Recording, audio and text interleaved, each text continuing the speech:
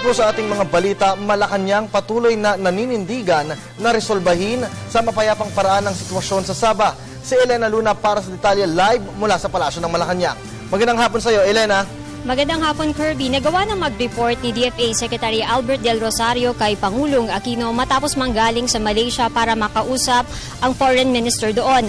Sinabi ni Presidential Spokesperson Edwin Lacerda na isinusulong pa rin ang pamahalaan na maresolba sa mapayapang paraan ang sitwasyon sa Sabah. Nililitaw na hindi tinawag ni Foreign Affairs Secretary Albert Del Rosario na mga terorista ang mga tagasunod ng Sultanato ng Sulu na nasa Sabah. Ayon kay Presidential Spokesperson Edwin Lacerda, walang ganitong sinabi ang kalihim ng DFA. Nilinaw ni Lacerda na hindi rin sinabi ni Del Rosario na mga tauhan ni Kiram ang gumawa ng pananaga at pagpugot sa ulo ng mga pulis mula Malaysia. Ayon kay Lacerda, hindi patukoy ang mga gumawa nito. Sinabi rin ni Lacerda na malayo ang kinalalagyan ng mga tauhan ni Kiram na nasa Lahad Datu sa Semporna kung saan naganap ang ambush sa mga pulis ng Malaysia.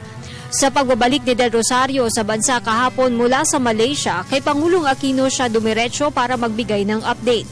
Direktiba pa rin sa DFA official ang patuloy na maghanap ng mga hakbang para matapos ang sitwasyon sa Sabah sa mapayapang paraan.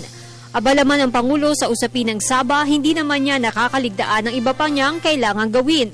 Kabilang na dito ang pag-aaral sa NBI report sa nangyaring barilan sa Atimonan, Quezon. Alam mo, marami hong mga pumapasok na mga concerns ang Pangulo. Tinanong ko siya noong Friday, pinag-aaralan pa rin niya.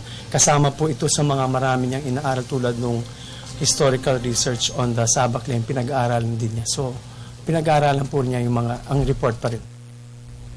Ngayong araw, Kirby, ay nasa Mindanao si Pangulong Aquino. Kaninang 11 a.m. ay dumalo si Pangulong Aquino sa briefing ng General Santos City Circumferential Road.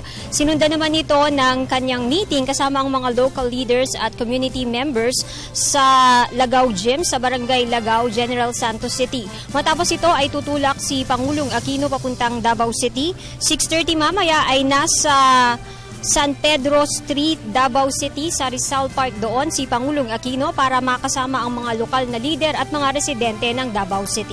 At yan ang ating balita mula dito sa Malacanang sa tulong ng RTVM. Ako si Elena Luna para sa Telebisyon ng Bayan.